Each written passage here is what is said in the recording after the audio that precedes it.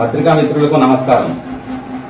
గౌరవనీయులైన బీఆర్ఎస్ గన్నవరం మండల పార్టీ అధ్యక్షులు గంప వెంకన్న గారికి మీరు మా ఎమ్మెల్యే డాక్టర్ కవంపల్లి సత్యనారాయణ గారిని విమర్శించి మాట్లాడే అర్హత మీకు లేదు.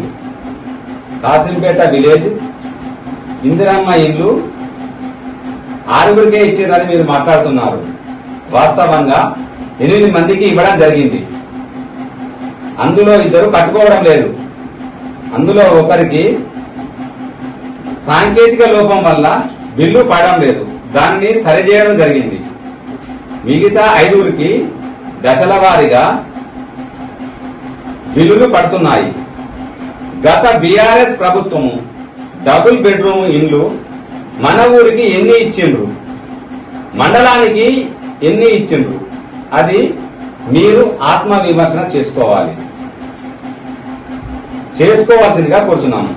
ఇప్పుడు మా కాంగ్రెస్ ప్రభుత్వము ఉచితంగా మహిళలకు బస్సు సౌకర్యము మరియు 500 రూపాయలకు సిలిండరు, 200 యూనిట్ల వరకు విద్యుత్ ఫ్రీ ఇవ్వడం జరుగుతుంది.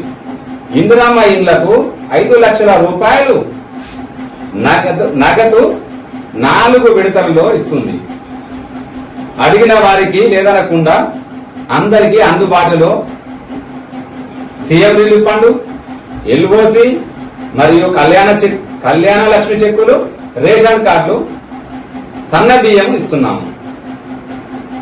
బీఆర్ఎస్ ప్రభుత్వము 10 సంవత్సరాల కాలంలో దళిత బంధు ఎంత మందికి ఇచ్చిండ్రు, బీసీ బంధు ఎంత మందికి ఇచ్చిండ్రు అని ఎంతమందికి ఇచ్చిండ్రు అది మీరు ఆత్మవిమర్శ చేసుకోవాలి.